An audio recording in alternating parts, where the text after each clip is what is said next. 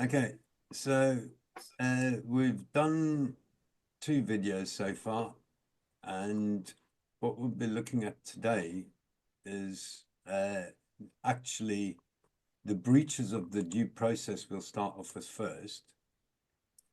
Okay, now people need to understand this covers all the possible breaches, and they will not necessarily all happen in all cases.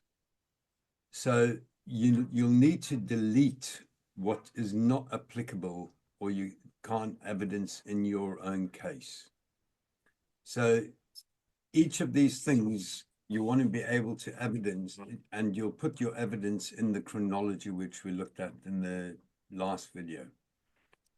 So what we'll be looking at is failure by the magistrates to provide their name, legal advisor failing to provide their name. Then we challenge the summons, because the summons, to be able to gain subject matter and in-person jurisdiction, if the summons is void from the beginning and isn't a summons, there is no matter before the court. The next thing is that the counsel provides its evidence under witness, and you have the right to cross-examine. They're denying people the right to cross-examine.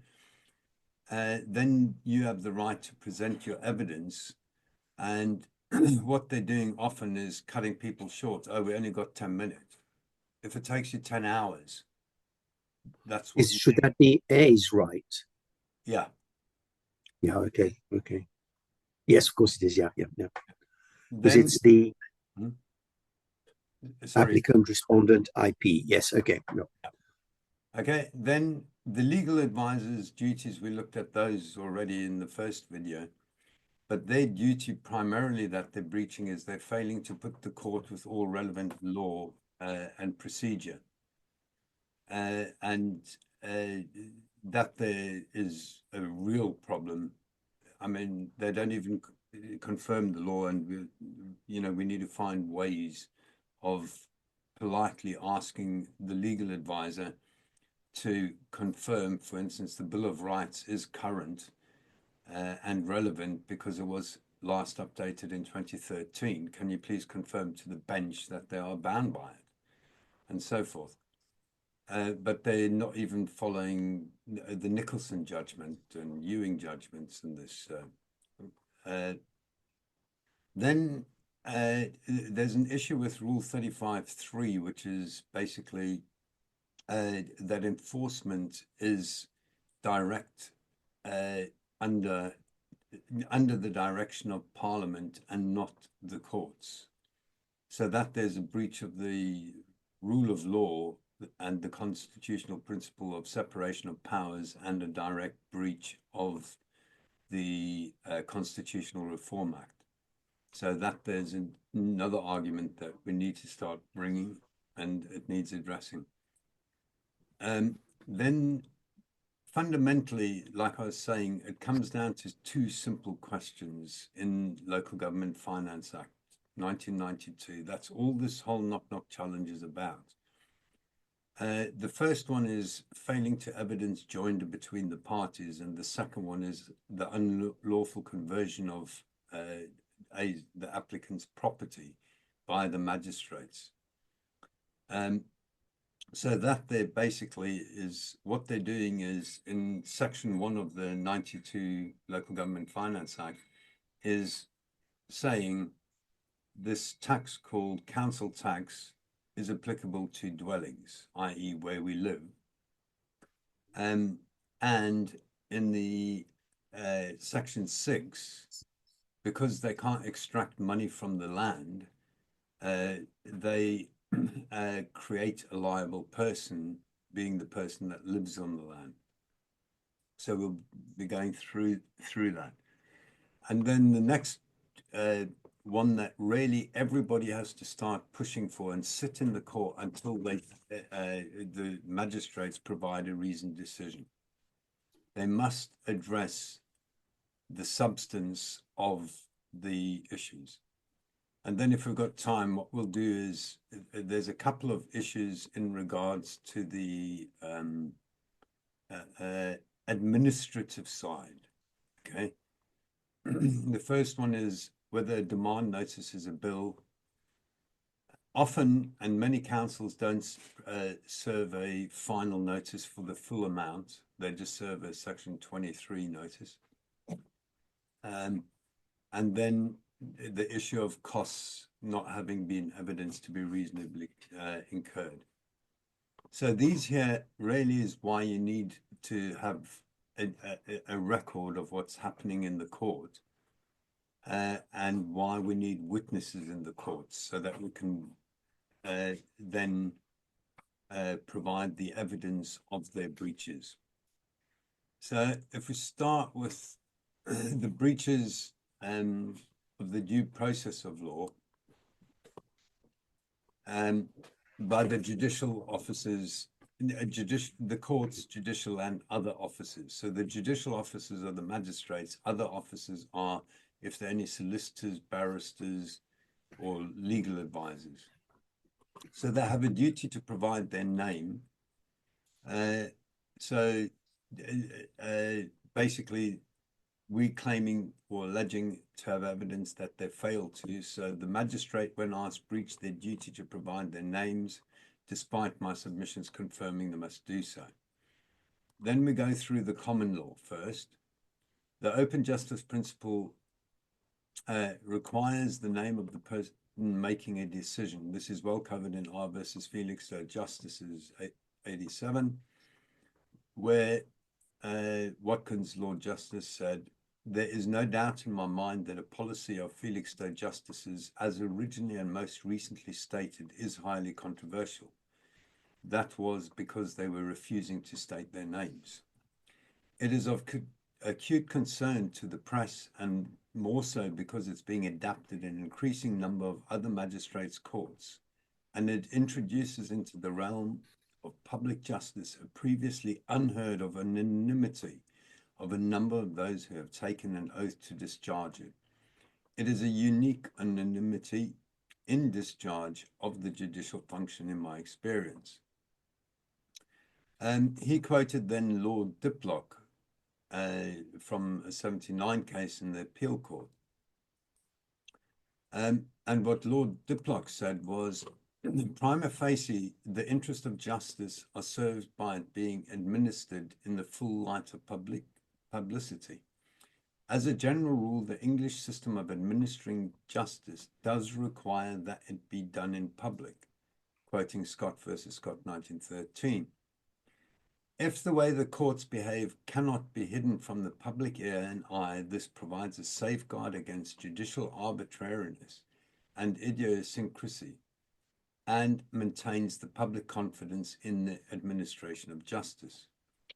The office of Justice of the Peace is ancient and honorable and indispensable to the needs of maintaining law and order and the doing of justice generally. A Justice of the Peace is a known person. Every justice, using his name, swears on appointment and oath of allegiance to the judicial oath. Then in Felixstowe, he concludes, I would regard, and I believe that the general public likewise would regard a policy such as that maintained by Felixstowe justices and their clerk to be inimical to the proper administration of justice, and an unwarranted and an unlawful obstruction to the right to know who sits in judgment. There is, in my view, no such person known to the law as an anonymous JP.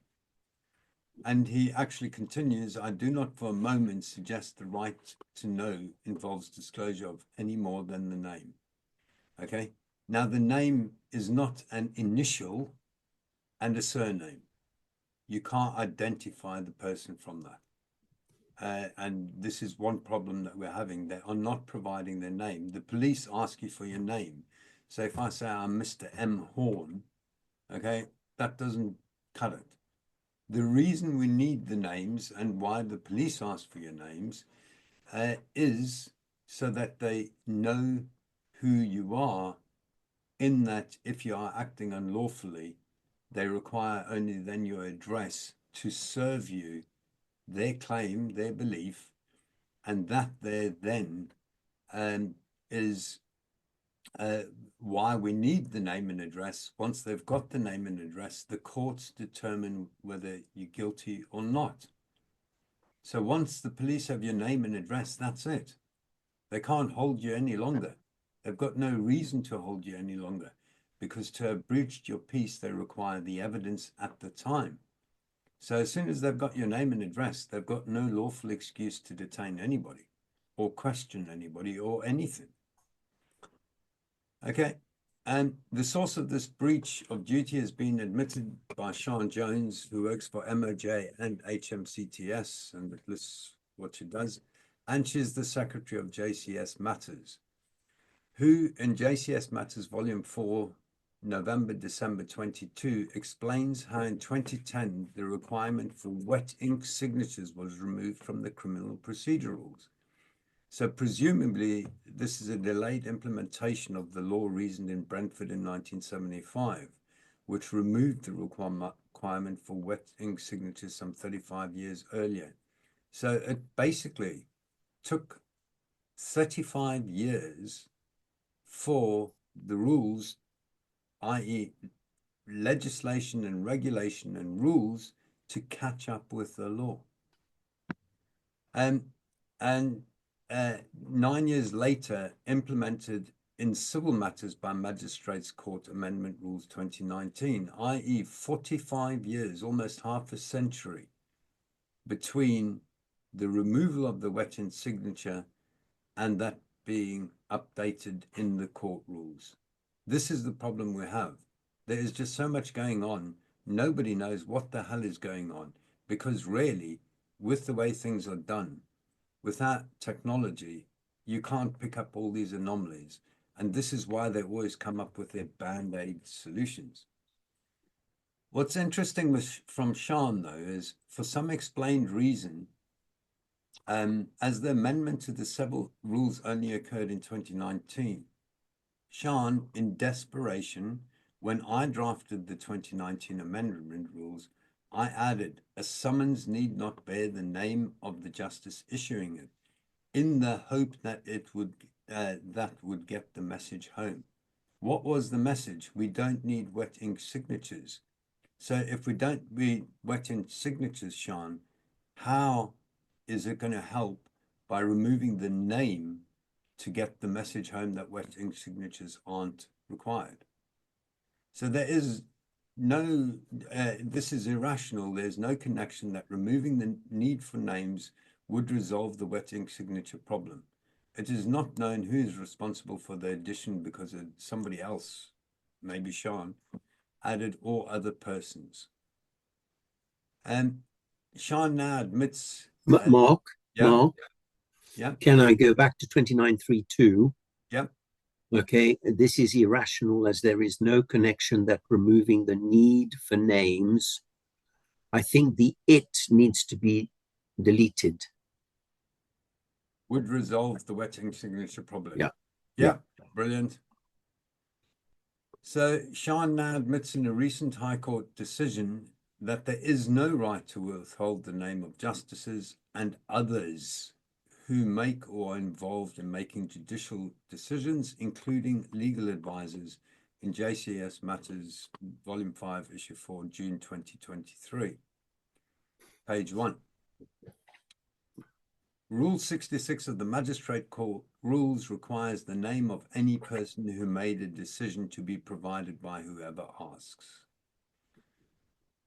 I.e., this returns the requirement of the person issuing any decision of the court which affects another, requires the name of the person who is responsible for issuing it, and equally applies to any order of a court which was reasoned in Felix Doe 87 as a failure to know the decision maker is an unwarranted and an unlawful obstruction to the right who knows who sits in judgment. There is, in my view, no such person known as an anonymous JP. Okay, so issuing a summons, even if they believe they can delegate the judicial act is somebody sitting in judgment, and therefore a summons without the name of that person is not a summons. But we'll look at that specific thing later as well. Right. Section 148 of the Magistrate Court Act defines in this act the expression magistrates court means any justice or justices of the peace acting under any enactment or by virtue of his or their commission, which is the oath that they've bound themselves by, or under the common law. Therefore, all judicial decisions of a court must bear the names of the persons acting as a court. Okay? If it's not justices of the peace acting, there is no court. And Liverpool Magistrates Court is not a court because it cannot act, it cannot make decisions, and therefore it, signing a court officer or, Liverpool Magistrates Court or any other court is not an order of the court, because the court is the named people acting under the oath. And in Rule 66B1, as Sean points out, which was updated in early April, requires the name of any person who made a decision to be provided to anyone who asks. Accordingly, the justices failed to give the names on breach of the common law and statutory duties. Disposal. This voids any alleged decisions made by the court, where in any event the court is a fiction, by impossibility cannot act, and hence it cannot make decisions. Let's hope it doesn't take another 35 years to update judicial officers. Okay, so magistrates must give their names. What Sean confirmed, so this is a repetition, okay, is that legal advisor, when asked, breached their duty. Let's make it unisex, the pronoun, or any sex, to provide their name despite my submissions confirming they must do so. So this here is again the repetition of the introduction to Sean. So if the legal advisors don't give their name, this is how we argue against it. So it's the November-December 22 edition, and this here is the quote which is relevant to legal advisors. She, meaning the judge, acknowledged that the role of legal advisor was different, as they are not a member of the judiciary. But she, the judge, concluded, a lay bench cannot make a decision unless a legal advisor exercises their functions. As such, the legal advisor is an integral and legally required part of the decision-making process. As such, it appears to me to be right that their names can, in principle, be placed in the public domain. Okay. Sean then affirms that in the same one that was previously quoted, Rule 60B, okay, you have the right to ask for the name. And this extends the requirement of a person issuing any decision of the court which affects another, that the decision requires the name or names of the persons who are responsible for issuing it. So that's the law. Discussion. This equally applies to the reasoning in Felixstowe. And what Sean does add, which is not in the justices, her conclusion in the June 23 issue was the inevitable consequence of the integral part of the legal the legal advisor plays in the decisions of the judiciary is that their role equally requires public accountability and openness. So this was in 23, so this is over a year ago, and legal advisors are not giving their names. Because it's part of the decision-making process, again, it voids any order made by the court if they do not provide their name, because they're part of the decision-making process. Let's hope it doesn't take another 35 years to update them on that. Okay, and that is that right here? Carry. Okay, so the next is the issue about the summons. So again, with all of these, you'll see there's the overlap, okay, about who's the decision maker. So firstly, the purpose of the summons is to provide lawful authority for a public court to breach another's peace. Once a judicial officer who is bound under their oath is satisfied the complainant has lawful excuse. It's to breach your peace. That's why it's a judicial decision. Otherwise, I could willy-nilly just summons anybody. Okay? Anybody could. So that's the oath. And what's important, I will do right to all manner of people after the laws and usages of this realm. Guess what? If you before a justice, you are one of the people that they have contracted with to do right to you after the laws of this realm. This is a contract. If they do not follow their oath, they are in breach of contract. Okay. So in regards to summon, the delegation of judicial authority is a recent concept experimented with from 1949 to 1952 before it was reversed, and again from 1968 to 79 before it was again reversed. So there have been 11 years and 3 years where they tried it. Parliament, as we'll see, reversed this. They tested it.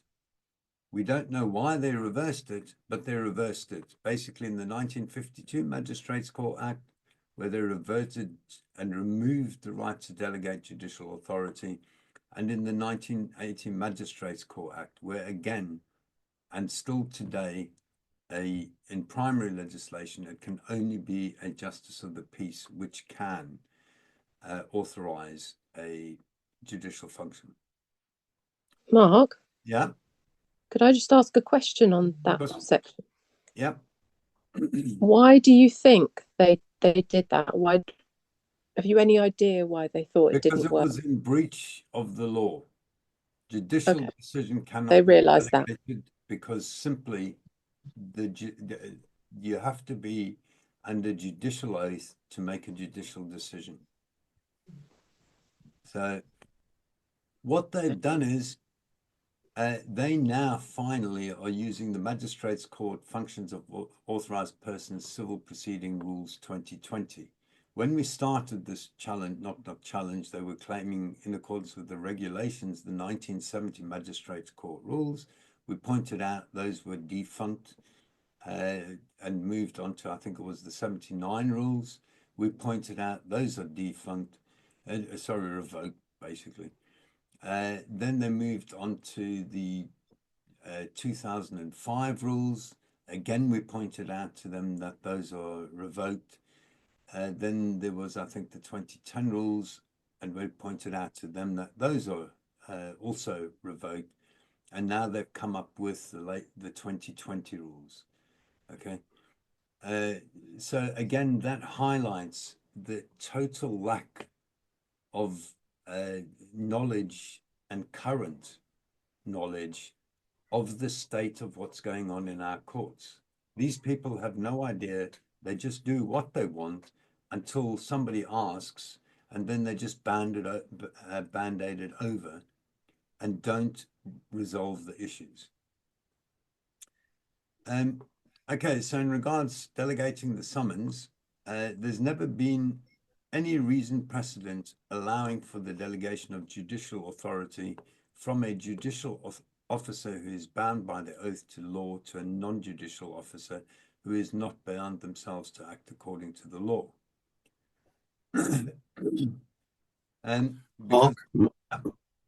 Okay, so a solicitor of 5 years standing who is acting as a legal advisor has not bound themselves to act according to law. They've bound themselves to acting according to the solicitor's, whatever it is. Yeah, to statute. To statute. Well, they've not even bound themselves to act in accordance with statute. Okay. Now, so basically, the case of proclamation resolved there are three sources of law. Okay, custom, common law, and statute law. Okay, and as we said before, custom is unwritten law, common law is reason precedent, and statute law is acts of parliament. They don't bind themselves to anything. They just simply gain their authority from statute law. Okay.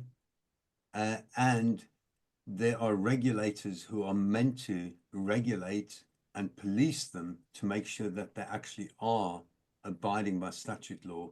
And the statute law in regards to what they should be doing is lawful. The problem is nobody's policing them. And but do they not swear an oath of any kind? No, they don't swear an oath. There's no barrister's oath. There's no solicitor's oath. There's no legal executive's oath. There is no oath. These people are not under an oath to law. They derive their authority from statute, and if somebody catches them breaching the statute, then they can be held to account. So they've got no oath. So all of this nonsense going around that they, have this secret oath where they cross their fingers behind their backs and all of this nonsense to the Bar Association, there's absolutely no evidence to support any of them. Okay, what was also resolved was royal prerogative is constrained in accordance with Articles 1 and 2 of the Bill of Rights 1688. Again, I want to re-emphasize this, last updated by the Crown Act 2013, and hence is not old, ancient, or irrelevant, but is current and relevant. Okay, we really got to drive this home to these people. It is current and relevant. If it was irrelevant, then it would have been removed from the statute books. It's there. It is binding. For the purpose and the purpose of the constraining the royal prerogative by Parliament is expressed in the first promise of the Coronation Oath Act, again last updated in the Statute Law Revision Act 1948, and hence again is not old, ancient, or irrelevant, but is current and relevant, which is to govern the people according to the people's respective law, which is affirmed as the people's birthright in the Act of Settlement 1700. Again, that was last updated by the Secession of the Crown Act 2013, and hence is not old, ancient, or irrelevant, but is current and relevant. It was further resolved in the case of proclamations that the royal prerogative derives its authority to govern from the law of the land.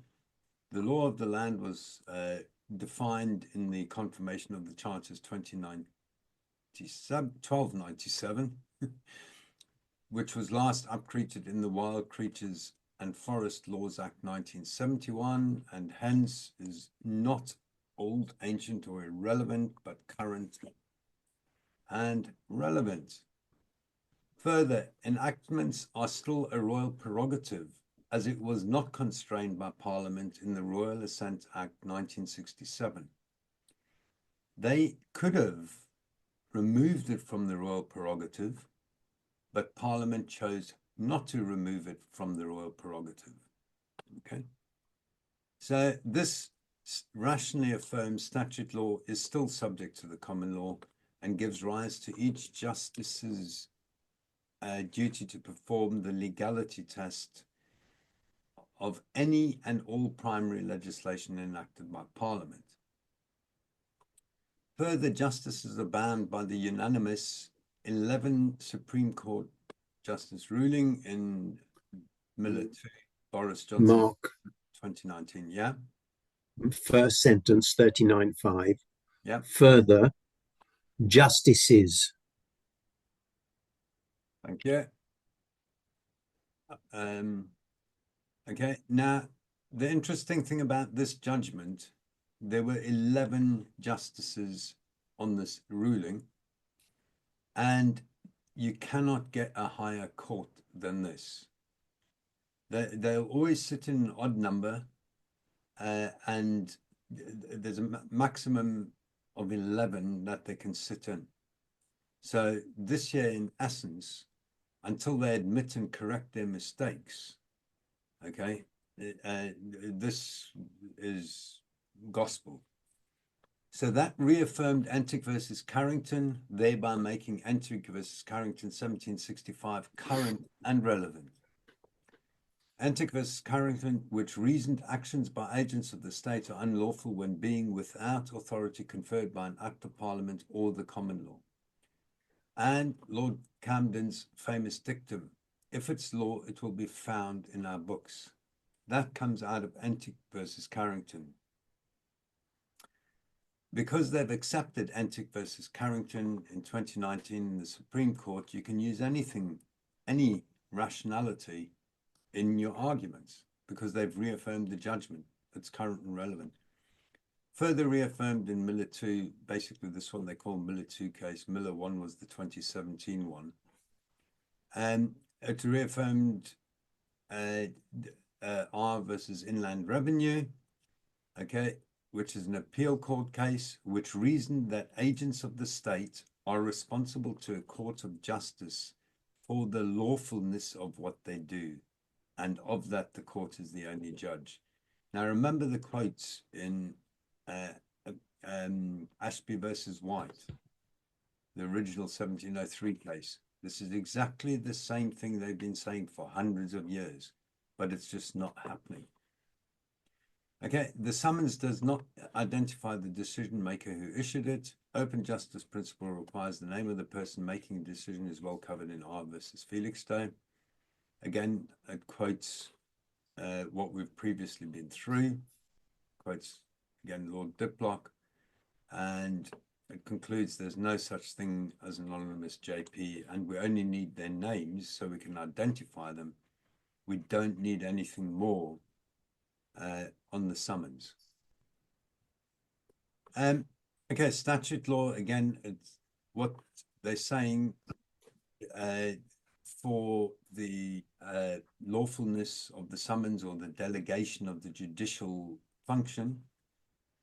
Okay, so under section 148 of the Magistrates Court Act 1980, justices have a statutory or legislative duty inherent by the... Can you put it in duty? And justices have statutory, inherent, and common law duties. So the duties are over there. They've got 3 duties: statutory, oath, and common law. Okay? That doesn't read well, Mark. Duties under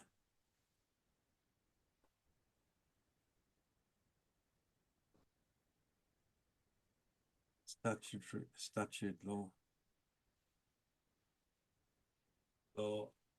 inherent by the commission, judicial oath, and the common law. Does that read better? Yeah. Okay. Only just yeah. Okay, can you you've got a seat. The is not correct. Yeah. Sorry, thanks. Yeah.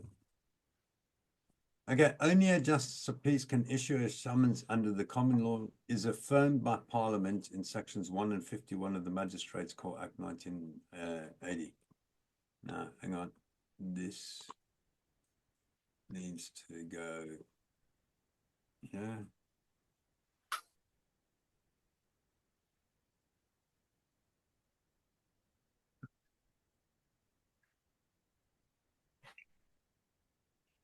Whoops. And is affirmed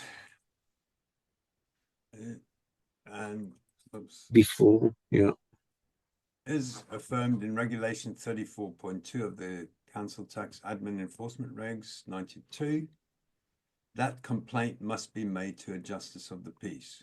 So therefore the common law says that Parliament admits this and is a requirement of primary legislation and the secondary legislation. Therefore, the secondary legislation complies with the common law. Therefore, all three are lawful. Okay. So that's the way all legislation should be. You start with the common law, then you test it against the primary legislation and then the secondary legislation. So the Magistrates Court Functions Rules 2020, delegating the judicial decision for the issuance of a summons, authority for delegating.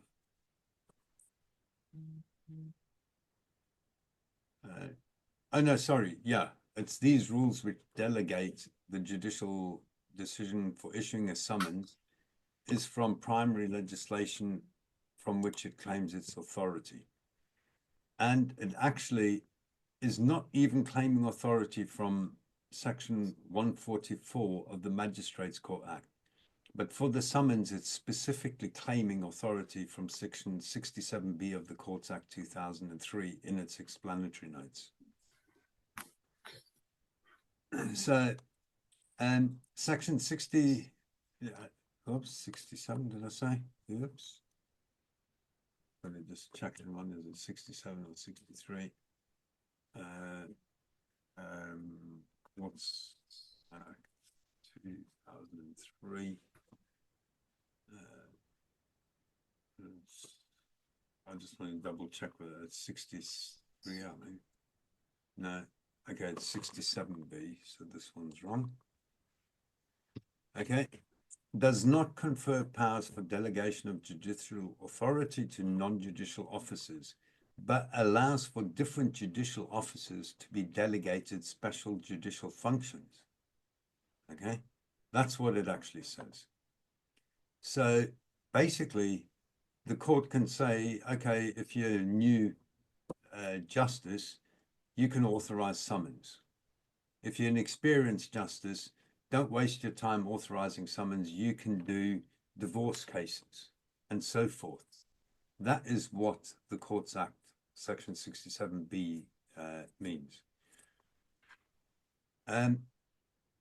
So the purported summons bears no name on it and has not been issued by a justice of the peace as required by common law and statute law. So disposal of it. Therefore, the purported summons is void ab initio. It does not exist. And the court has no subject matter jurisdiction as there is no matter before the court, being statutorily barred. The statute says there must be issuance by a justice of the peace. It is not issued by a justice of the peace. Therefore, under statute law, there is no authority, and the common law says, therefore, it is statutorily barred. And that was resolved in Dixon versus Wells in 1890. And the court cannot proceed to trial until proper complaint is made before a justice, which, guess what, they can do on the day. If they say appearance cures defect, and they can't evidence 67B authorizes delegation of the authority, appearance does not cure defect because of the statutory bar of the Magistrates Court Act. And so what at best they can do is turn around and lay the information before the magistrates, and based on that, those magistrates can authorize a summons, okay? And the court can't proceed to trial until proper complaint is made, which they can do on the day, and the justices can issue a summons to be served, and Regulation 35(2)A requires a minimum of 14 days to allow for preparation of a reply to the complaint. So that's how they can resolve the situation. It's easy. Alternatively, how can they resolve this? They can resolve it by getting some justice to just plonk their name on there and take responsibility for what is going on. They can delegate the authority to print and post, but they can't delegate the judicial decision. Okay, So that's the summary argument. Okay, it's a very detailed argument that we've actually got in the summons. Remember, we put in a reply to the summons when we received the summons. That's got the full analysis of what's here, which is merely the summary. Okay, next breach is your right to cross-examine. So the legal advisor or justice is denied the right to cross-examine. And so to cross-examine the interested party's witness evidence. So what is the common law? Okay, the UK Supreme Court in 2023, very recent case, Chewy versus Griffiths, recently considered the question whether a party must challenge a witness and expert evidence in cross-examination if it wants to have that evidence discredited or disregarded. A party who fails to do this will be deemed to have accepted as truthful witness evidence and unable to challenge it. Okay, this is why you have the right to cross-examine. If you do not rebut the evidence, it stands as default judgment. Okay, so they approved giving the following explanation, what's called the rule in Phipson on evidence. In general, a party is required to challenge in cross-examination the evidence of any witness of the opposing party if he wishes to submit to the court that the evidence should not be accepted on that point. This rule applies in civil cases. Council tax is a civil case, therefore it applies. And this was further explained in the rule in Brown versus Dunn. Is directed to the integrity of the court process itself.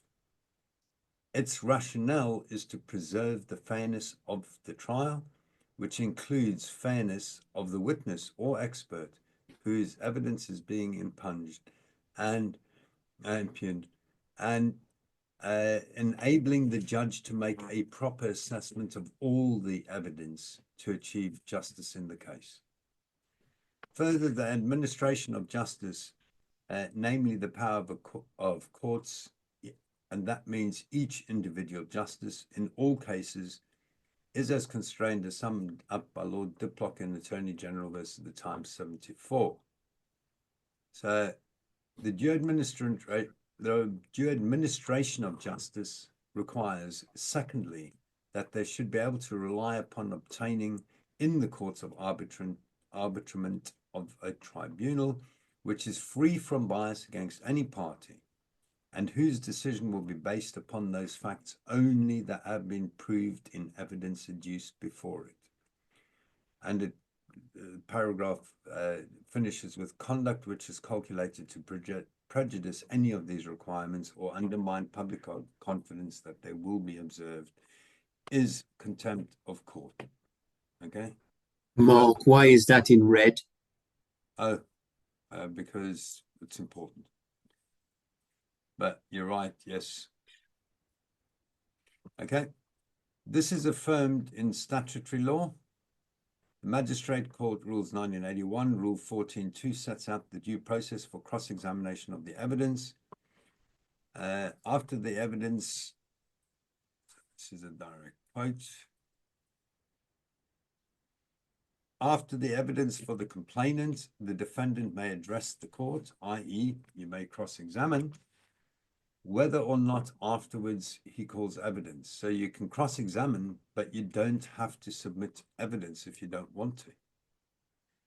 So the discussion on being denied this, there is a breach of both the court's common law and statutory duties to allow cross-examination of the witness evidence and thereby denied A's right to test the veracity and accuracy of the evidence before the court, which is the only evidence the court can use to make its decision. Hence, disposal accordingly by the court's breach of its duty by denying the right to cross-examination, this voids any order made by the court's judicial officers, requiring it to be set aside. nowadays they call it quashed, requiring the liability order to be quashed. Okay, the next one then is your right to present your evidence. Again, whether it was the legal advisor or justices, whichever one denies you that right. So again, it relies on very similar case law. So from Lord Hodgin, Attorney General from the Times, basically there are three features of natural justice. Sorry, hang on. Dispute resolution duties is the due process of law of the administration of justice. Namely, the power of the courts, again, each individual justice in all cases is as constrained in accordance with the principles of natural justice set out by Lord Reed in Ridge versus Baldwin, and summed up by Lord Hodge. Hang on. It's not from Lord, summed up by Lord Hodge as Hodgson, as there are three features of natural justice: the right to be heard by an unbiased tribunal, and the right to have notice of charges, and the right to be heard in answer to those charges. The statutory law affirms this. Magistrates' Court Rules, again, 14.2. We've looked at it before. So your right is after the evidence of the complaint. For the complainant, the defendant may address the court whether or not afterwards he calls evidence. So afterwards, you have the right to call your evidence. Okay. Discussion. There's a breach of both the court's common law and statutory duties to allow evidence and thereby denied A's right to present their evidence before the court, which is the only evidence the court can use to make its decision. Accordingly, by the court, so disposal of this point, accordingly the court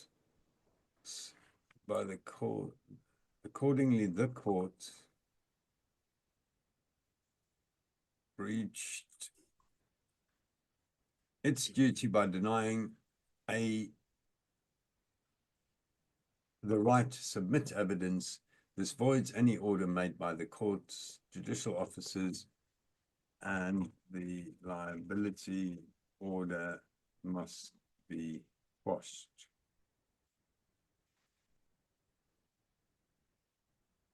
Okay. So I would just say that accordingly the court breaches duty by denying A the right to submit evidence, and I would just insert and.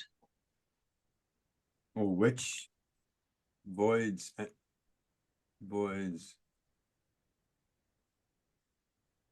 the liability order made by the officers, which must be quashed. No. Yeah. Okay. So the first which becomes an and, yeah? Mm-hmm. And voids the liability order made by the court's judicial officers, which must be quashed. Yep. Okay. So that there really is the same conclusion. So the previous one is cross-examine. Or paste to cross-examine IP's evidence. And then if we use the same wording, okay, that is, no, that's fine. Okay. Right, so the next breach then is the duty under 35.3. Regulation 35.3 of the Admin Enforcement Regulations confirms that for enforcement that a liability order is not a civil debt and is not enforceable under Part 3 of the Magistrates' Court Act. The common law, okay, again, we go back to Miller, okay, and that reaffirms the case of proclamations. For some reason, they call it 1611. That an attempt to alter the law of the land by use of the crown's prerogative powers was unlawful, concluding that as the king hath no prerogative but that which the law of the land allows him, indicating that the limits of prerogative powers were set by law and determined by the courts. This principle underscores the importance of the courts in safeguarding the rule of law and preventing the arbitrary exercise of powers. So again, case of proclamations, 3 sources of law. We've been through this. This tripartite framework highlights the interconnectedness of these sources and the need for consistency and coherence in the legal system. Statutes must be interpreted in the light of the common law principles from which they derive their authority. As enactment is a prerogative power and prerogative powers are subject to the common law, it follows that statutes must be consistent with the common law. Any statutory provision that conflicts with fundamental common law principle is liable to be struck down under the mischief rule, which is the legality test. Struck down, and that there really means declared unlawful. Okay. The common law, as a body of evolving principles, provides stability and continuity to the legal system. It serves as a framework within which legislation must operate. The courts have a duty to ensure that legislation is interpreted and applied in a manner that is consistent with the common law and the principles of justice and fairness. So the statute law is basically next. So the statute law, satisfaction and enforcement of orders is authorized by Part 3 of the Magistrates' Court Act 1980, which provides a comprehensive framework for the satisfaction and enforcement of court orders. This framework ensures that enforcement measures are lawful, proportionate, and subject to judicial oversight. Regulation 35.3 removes enforcement to create direct enforcement powers for the interested party.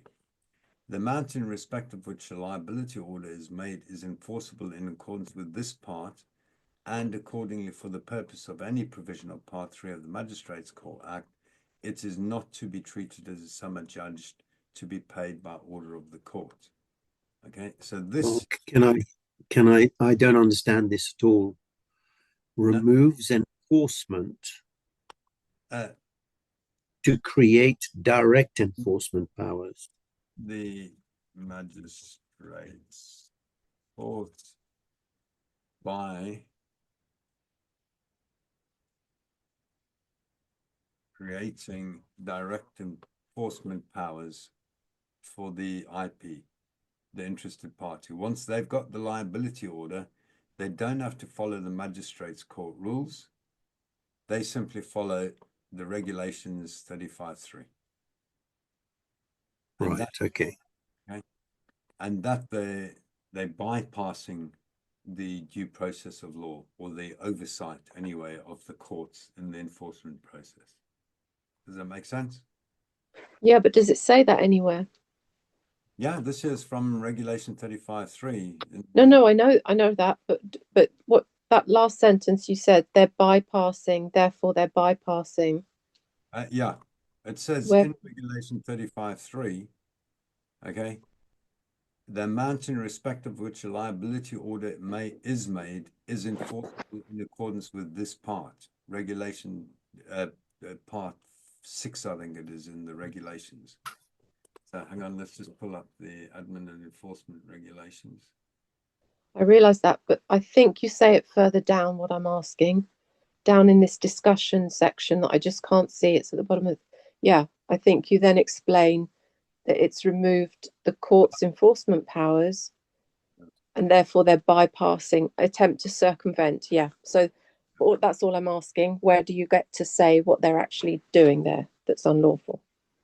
You say it down here. Yeah, okay. Yeah, basically what we're doing here Okay, it's what does the statute law say? Mm-hmm. Okay. Yeah. Then the Constitutional Reform Act reinforces the rule of law and separation of powers to ensure that the judiciary can operate free from external pressure or interference. Expressly includes any influence by the executive at section 3.5. The Lord Chancellor and other ministers of the Crown must not seek to influence particular judicial decisions through any special access to the judiciary. What are they doing by saying if they are liable, the liable person, and they have not paid, you must make the liability order? That is directly telling them how to do their job. Yeah. Okay. And that there is in breach of, well, we'll see. There's quite a few things it's in breach of. Shouldn't you make that clear at that point there? No, that's just what the law says. So basically what we're doing is, what's the issue? Okay. So Regulation 35.3 confirms enforcement liability order is not a civil debt and is not enforceable under Part 3 of the Magistrates Court Act. So that's the issue, that we have issue with this. We then describe what is the common law in regards to this. Then we're looking at the statute law. What does the statute law say in regards to this? And then we discuss it. Okay.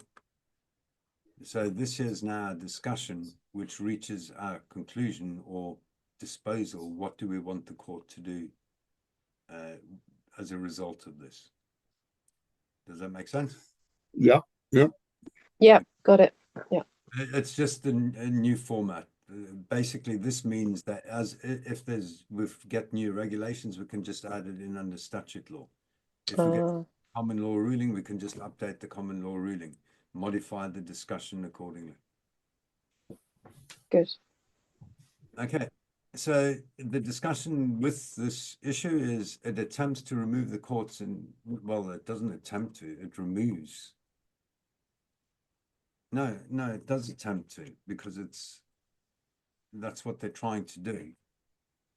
Regulation 35.3 attempts to remove the court's enforcement powers under Part 3 of the Magistrates Court Act. This provision states that a liability order is not to be treated as a sum adjudged to be paid by order of a court for the purposes of Part 3. The attempt to circumvent the established enforcement framework is unlawful and undermines the court's authority, i.e., they're using secondary legislation to modify primary legislation. You cannot do that. But I think, aren't you right in taking the word attempts out, like you said a minute ago, because it's not. No, because if the judges are doing their job properly, they will sort this out. They can't change statutory law. I think you need to make that clear in this paragraph. Okay. It's authority by undermining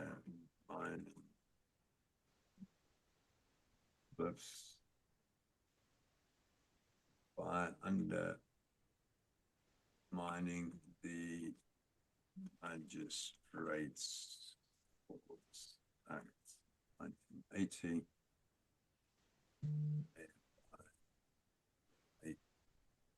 In this regulation ultra virus. Is that better, you think? Yeah. Okay. Justices granting the liability order knowingly breach their lawful duties under the judicial oath owed to the public who entrust them with upholding the rule of law and upholding power-hungry legislative and executive officers to account under the constitutional principles of the rule of law and separation of powers. This is a clear attempt to fetter the court's discretion, is irrational and contrary to the constitutional principles of the rule of law and separation of powers, as well as basic principle agency law, whereby Regulation 35.3 admits breaching Part 3 of the Magistrates Court Act 1980 by stealth through Local Government Finance Act 1992. Regulation 35 is ultra-virus and represents a breach represents a breach of the Secretary of State's constitutional duty. By attempting to dictate to the court how it should enforce its orders, the Secretary of State has exceeded their lawful authority and undermined the principles of separation of powers by dictating what the court can and cannot do with statutory or lawful authority. The intent of Parliament is openly expressed and well known in the courts to be extortion. Mark, can we just, because you've just read this, yeah, and undermined the principle of the separation of powers by dictating what the court can and cannot do with statutory or lawful authority. Do you mean with or without? Secretary of lawful authority.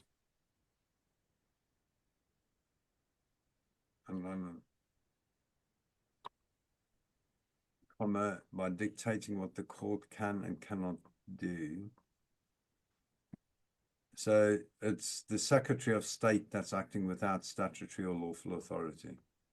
Okay, so because you read it as with. Sorry. Okay. Okay.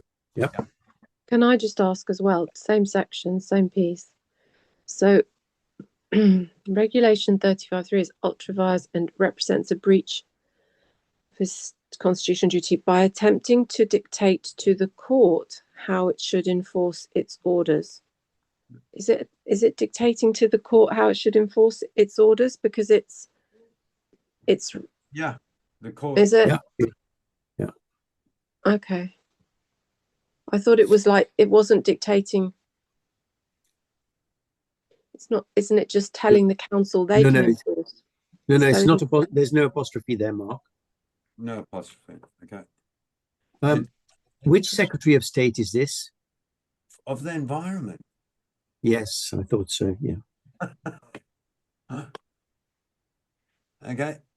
The intent of Parliament is openly expressed and well known in the courts to be extortion, such as in Woolcock, case 2018. Power to commit is coercive. It's intended to be used to extract payment of the debt from those who are able to pay, not to punish the debtor. It isn't even a debt anyway. Yeah. Okay. But that there's a further, more blatantly, though, is the open intent expressed in the Human Rights Act, which is meant to protect people from tyranny, where it should be titled "Pay your protection money or else." Part 2 of the first protocol, Article 1, protection of property. Every natural or legal person is entitled to the peaceful enjoyment of his possessions. No one shall be deprived of his possessions except in the public interest and subject to conditions provided for by law and the general principles of international law, i.e. private property. It depends if they want to let you have any. Now, what's interesting is the next part. The preceding provisions shall not, however, in any way impair the right of the state. So the state's got more rights than you have to enforce such laws as deemed necessary to control the use of property in accordance with the general interest, or to secure payment of taxes or other contributions. That there is telling you in unequivocal terms, if anybody cannot understand this, this is a mafia operation. You can't make it clearer. You don't do what they want, when they want, how they want. They'll come and take what they want from who they want, when they want. Okay. Should you now not make it absolutely clear after this that because that this provision is in direct contradiction with common law, and therefore this act in this respect is ultra vires? No, that's the Human Rights Act itself. That was a separate. Yes. We're only talking about the Regulation 35.3 here in this section. Yes, you're absolutely correct. The Human Rights Act is unlawful. But what I'm worried about here is that suddenly it comes there that you are quoting the Human Rights Act. but you seem to be, yeah, you're not qualified. What I'm trying to show is the courts are admitting that it's to extract money. The Human Rights Act is saying the same thing. Don't do what we say when we want, the state. Then we just take what we want. That's the point I'm trying to make here. Okay, got it. Court to direct enforcement. So I'm just trying to show the intent is to steal whatever. You've got no property rights if you don't do what they say when they say. That's how simple this mafia operation the state is running. It's a mafia operation. Pay your protection money otherwise. And those are two examples, one with the court and one with Parliament saying, hey, pay our salaries and our pensions, otherwise we just take what we want. So disposal, the court must set aside the liability order. Reliance on ultra-virus regulation coupled with the failure to establish a lawful basis for imposing council tax on the claimant renders the liability order unsustainable. The magistrates must uphold the rule of law, protect A's rights, and ensure that justice is done. Okay, so the next one really is about, remember Lord Diplock, what is it? The first duty of the court is to establish the parties' respective rights and obligations, i.e. joinder between the parties, the complainant and the respondent. IP failed to provide evidence of lawful joinder between the parties, a fundamental prerequisite for the court to exercise jurisdiction to determine the respective rights and obligations in this dispute. This failure stems... IP failed, Mark. IP failed. Thanks. Yeah. This failure stems from a reliance on political theories of supremacy, which is a political question not within this court's jurisdiction, rather than established legal principles, rendering IP's claim procedurally unsound, not being matters of law, which are within the court's jurisdiction. So basically, we're telling the courts there, you are making political decisions and you have no right to make political decisions.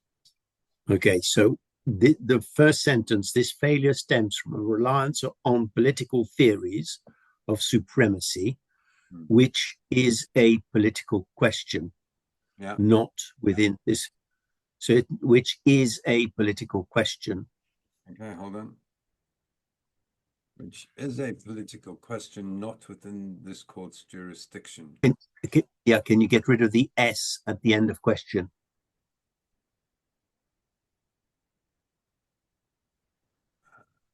Question. Whoops. Yeah. Okay. Is that right? Yeah. There is an apostrophe after the courts. This one. Or that, both of them? Yes, both of them. Okay, cool. So what does the common law say? The common law says the magistrates bound by the judicial oath have a primary duty to do right to all manner of people after the laws and usages of this realm. This duty encompasses a thorough and impartial assessment of the parties' legal rights and liabilities, ensuring that any decision is grounded in law and not in political ideology or unsubstantiated claims. So again, we go through reminding them of what the word law means. And the magistrates, in fulfilling their judicial duty, must consider all sources of law and ensure that their decision is grounded in established legal authority.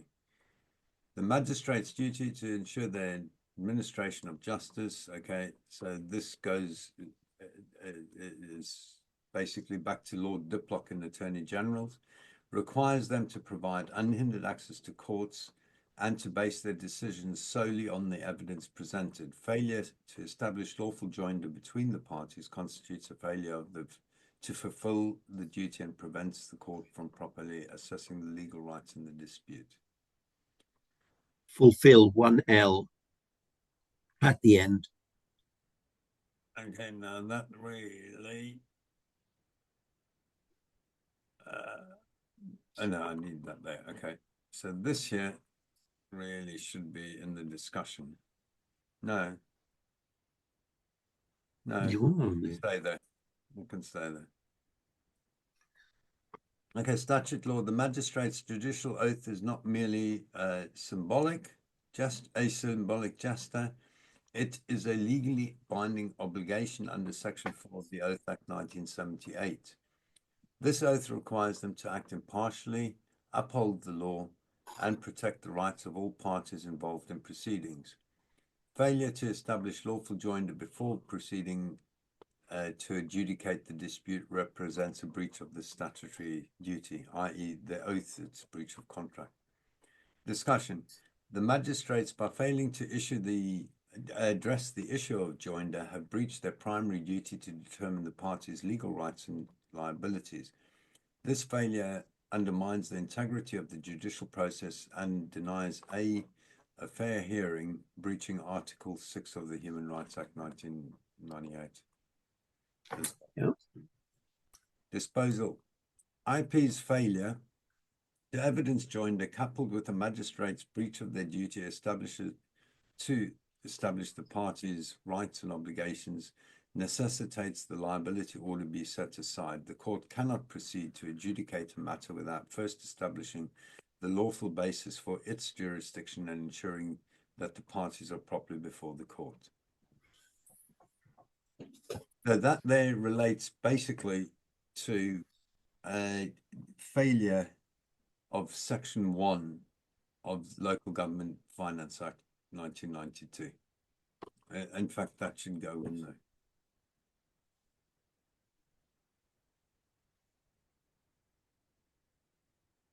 There's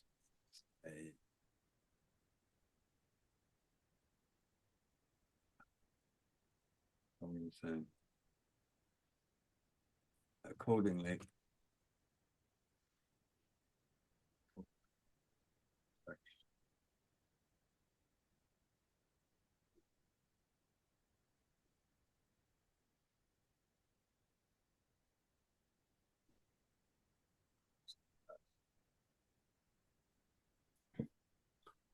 standing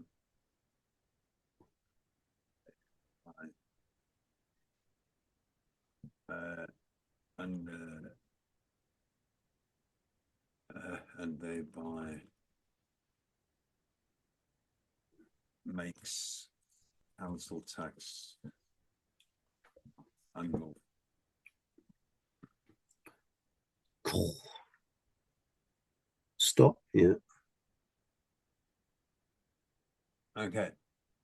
So the next one is Section 6 of the Local Government Finance Act. In fact, we've got to add in here Ashby versus White 1704 in the law.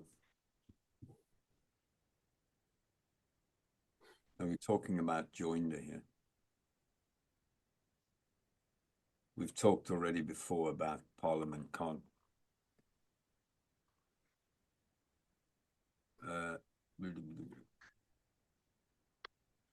oops. Okay, the unlawful conversion of A's property. The magistrates, having failed in their fundamental duty to determine the parties' respective rights and obligations, erred in granting the liability order without establishing lawful basis for administering A's private property. This constitutes an unlawful conversion, a grave violation of property rights and an error of law. The common law. Under the common law, interests in property are either legal, denoting ownership, or equitable, arising from a beneficial entitlement. Absent evidence of either, any administration of another's property without lawful authority is trespass, a fundamental violation of property rights. Statutory law. There is no statutory provision that permits the administration of a legally competent person's private property without their consent or without establishing a lawful basis thereof. Therefore, oh, sorry, hang on. Without their consent or without establishing a lawful basis, and is therefore unauthorized. Is that right? Yep. Okay. Discussion. The court is aware of IP's and the previous magistrate's failure to establish a lawful basis for administering A's property, are duty bound to set aside the liability order, and are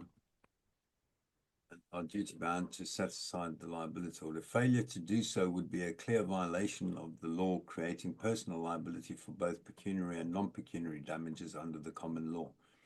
This liability stems from knowing participation in an unlawful act that infringes upon A's property rights by administering A's property without lawful right. Accordingly, the justices must set aside. 1 second. Yeah. Can you go back to the one above? Yeah. This court, aware of IP's and the previous magistrate's failure to establish a lawful basis for administering A's property. The court. That doesn't make sense. Okay, don't forget, this is going to a new court. This court is the new court. Yeah, no, that's not what I was saying. Just the sentence didn't make any sense. This court is aware of that and the previous magistrate of IP's. Okay, that's whatever you did there was better. Failure to do so. But no, you're just. You missed a sentence. Sorry, Hugh. This court is not yet aware of IP's and the previous magistrate's failure to establish. Or is now aware. Yeah. This court is now aware and the previous magistrate's failure. Magistrates with some, okay. Of IP, comma, and the previous magistrates, comma, failure to establish a lawful basis for administering A's property. Is that better? Yeah. Well, then the next bit doesn't make sense. Failure to do so. Failure to evidence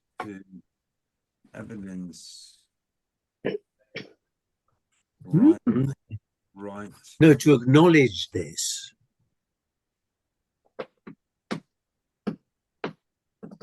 Failure to evidence right to administer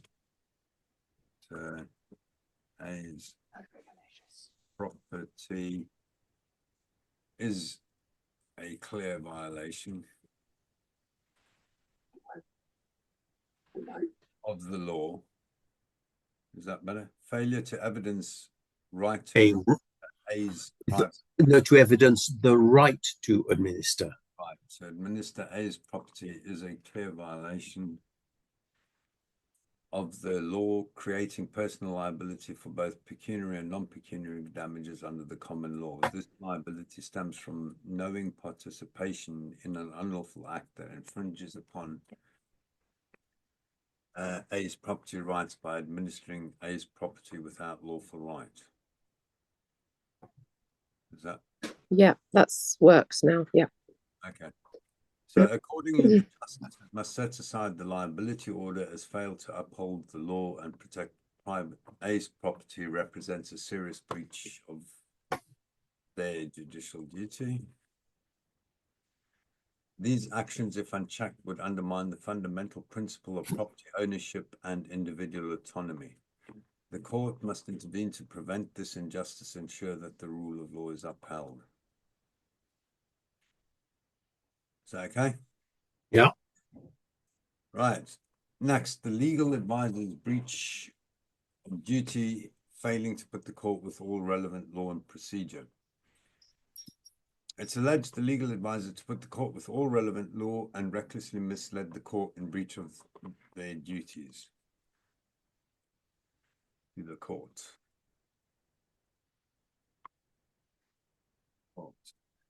Stop. The common law. These are eloquently expressed, hence quoted in full by Lord Chief Justice in Brett versus SRA 2014. Italics at 1:1 expressing. Misleading the court is regarded by the court and must be regarded by any disciplinary tribunal as one of the most serious offences that an advocate or litigator can commit. It's not simply a breach of the rule of the game, but a fundamental affront to the rule designed to safeguard the fairness and justice of proceedings. Such conduct will normally attract an exemplary and deterrent sentence. That is in part because our system for the administration of justice relies so heavily upon the integrity of the profession and full discharge of the profession's duty, and in part because the privilege of conducting litigation or appearing in court is granted on terms that the rules are observed not merely in their letter, but in their spirit. Indeed, the reputation of the system of the administration of justice in England and Wales and the standing of the profession depends particularly upon the discharge of duties owed to the court. So the law is very, very clear. Well, statutory law, the Constitutional Reform Act excludes any influence by the executive at Section 3.5. We've looked at this before. The Justice Clerk legal advisors. Each bench also has Justice Clerk, who's a barrister or solicitor of 5-year standing. They're responsible for all legal advice magistrates are given, and their independence in this role is laid down in statute. And now we've included the update in 24 of Rule 3, which specifically relates to legal advisors' duties. So these are jobs of the legal advisor. Okay. So whether the court asks for that advice or not, they must give advice about questions of law, questions of mixed law and fact, matters of practice and procedure, relevant judicial decisions that bind the court. So it's very clear in here, they must provide the court, the lay magistrates, with the relevant law. The process to be followed to reach decisions, any other matter relevant to the case before the court. This is an open-ended list. Okay. They must allow the parties, if present, an opportunity to make representations to the court about that advice. So we have the right to question whatever they tell the legal advisors. F, they must assist the court with the formulation and recording of reasons for its orders, if necessary, other decisions. 4, a justice's legal advisor must assist a party who has no legal representative, litigants in person, to understand what the court requires and why, to provide information required by the court to prepare for a hearing or to carry out its other functions, i.e., you've got to answer my questions of law, you've got to answer my questions of procedure, you've got to provide relevant judicial decisions. And even at C, 4C, if necessary, to make representations to the court or give evidence, i.e., you can take my stuff and present it to the court. In fact, you have a duty to assist me doing that. Okay? So the legal advisor stated the only job for the magistrate is, the only job for the magistrate is to consider if IP evidence they have set a budget, served the demand notice, if not paid, sent an installment reminder notice, and if not paid, sent a final notice for the full amount, and if not applied for a summons and served it a minimum of 14 days before the hearing, and if not paid, then the magistrates must make the liability order. That's what they're telling the magistrates. And then it depends, because we're questioning now jurisdiction, okay? So the legal advisors are also starting to say the court has no jurisdiction to determine challenges against liability under Rule 30 of the Council Tax Enforcement Regulations, despite having been put with the knowledge that this is ultra vires, as Section 16 of the Local Government Finance Act is only one option to challenge liability. And this is a breach of the constitutional principles of the rule of law and the separation of powers, being a direct breach of Section 3.5 of the Constitutional Reform Act by direct ministerial interference with the running of the independent judiciary. So what they're saying is you can appeal under Section 16 of the Local Government Finance Act. In fact, if you want to bring up any of these arguments you guys are saying, and they can be brought up under Section 16 of the Local Government Finance Act at the Valuation Tribunal, and cannot be heard in this court under Rule 30 of the Admin and Enforcement Regulations. Local Government Finance Act 92, Section 16 is only one option. It uses the word may. You may go to the Valuation Tribunal. Under the judicial oath and the job, what the magistrates have bound themselves to is to law. And therefore, I've got another option. Under Section 148 of the Magistrates Court Act, I can bring it up in the Magistrates Court.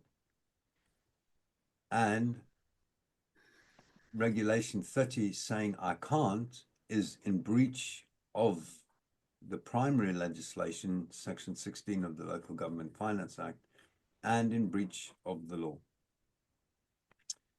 And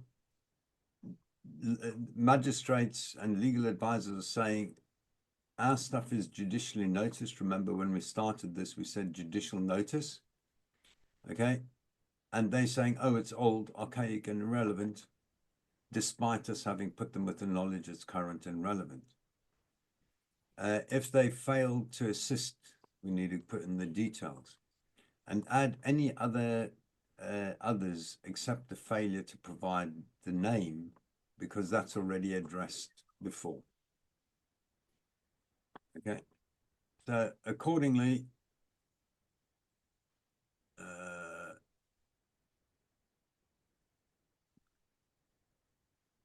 the court must set aside the liability order. Hold on, I mean, just mess around here now to get the numbering.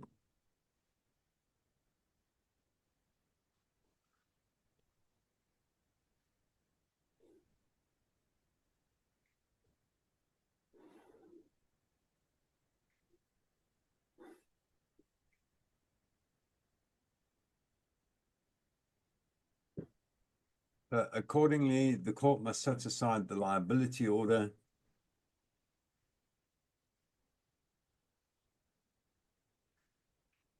as these are clear breaches of the legal advisor's duties.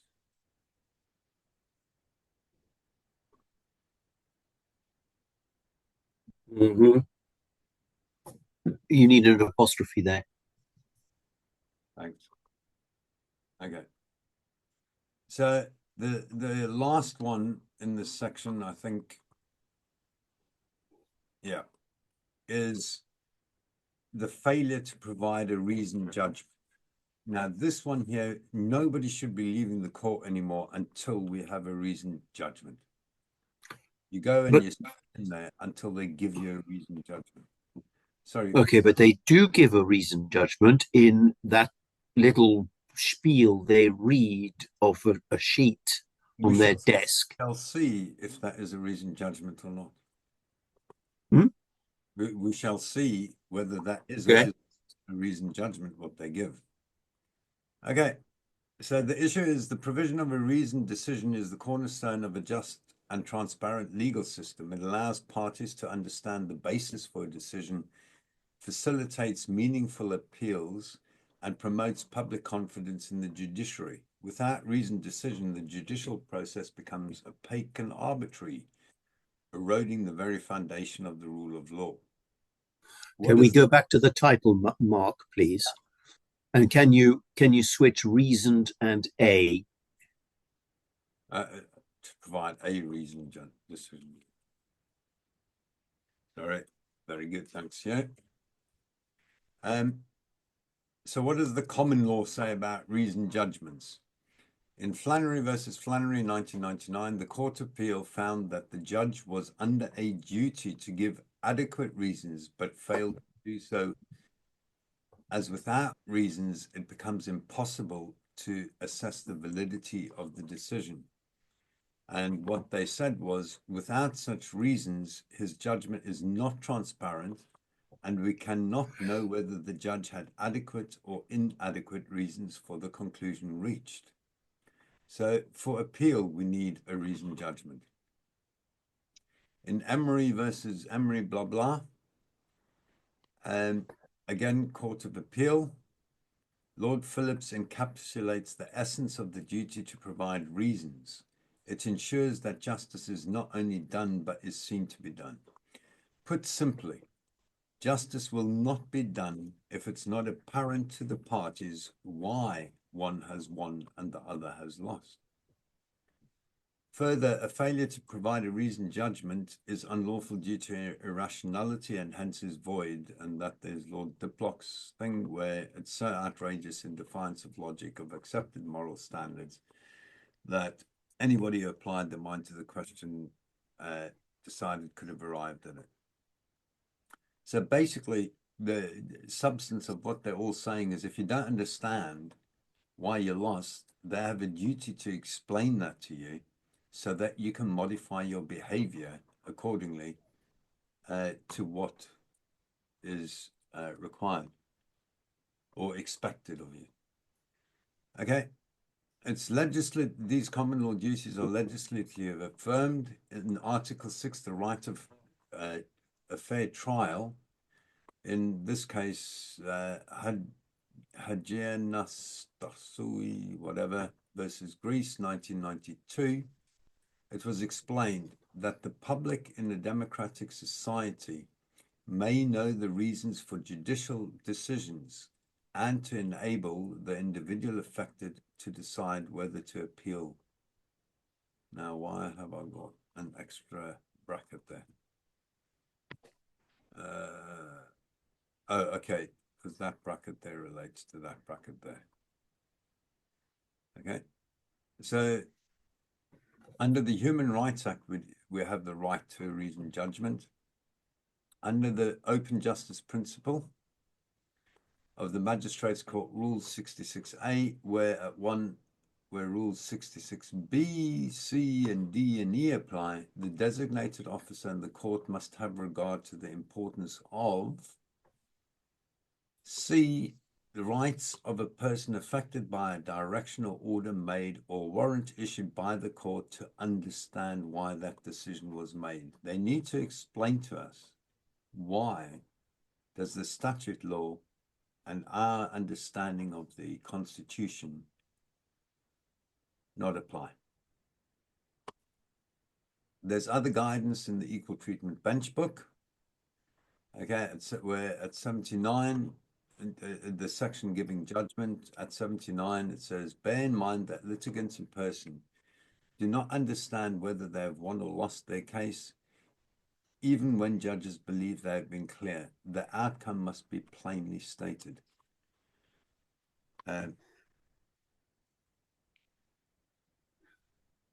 80, it says, it is always important for parties understand why they have won or lost.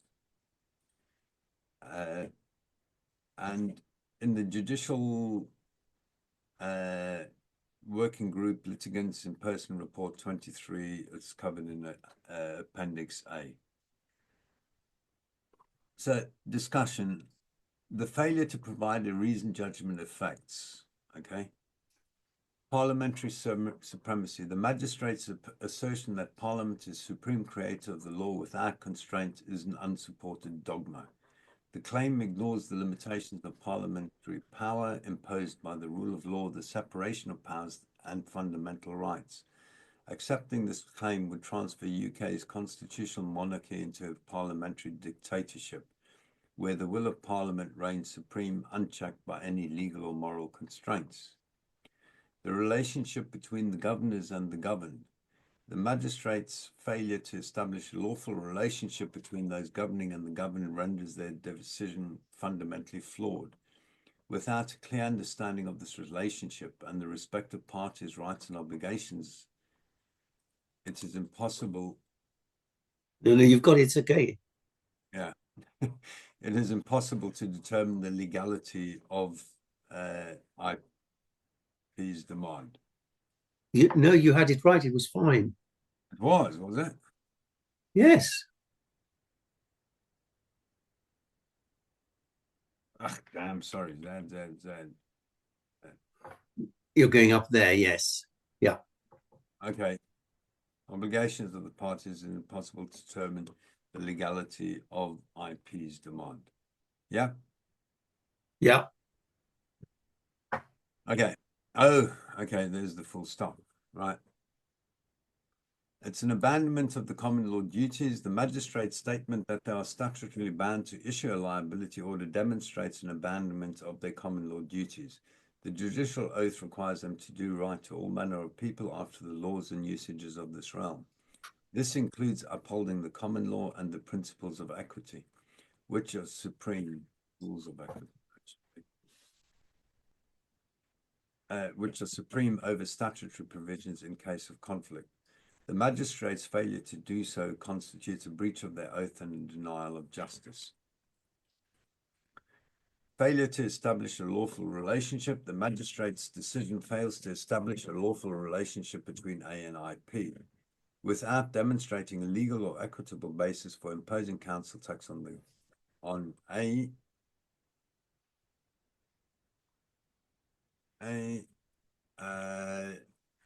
The magistrate's decision to issue a liability order is arbitrary and unlawful. This failure provides a reasoned explanation. This failure to provide a reasoned explanation for the decision undermines the principle of justice and fairness. All that the justice, all that the justice determined was the amount become payable by A and has not been paid. That's all they've determined. Nothing else.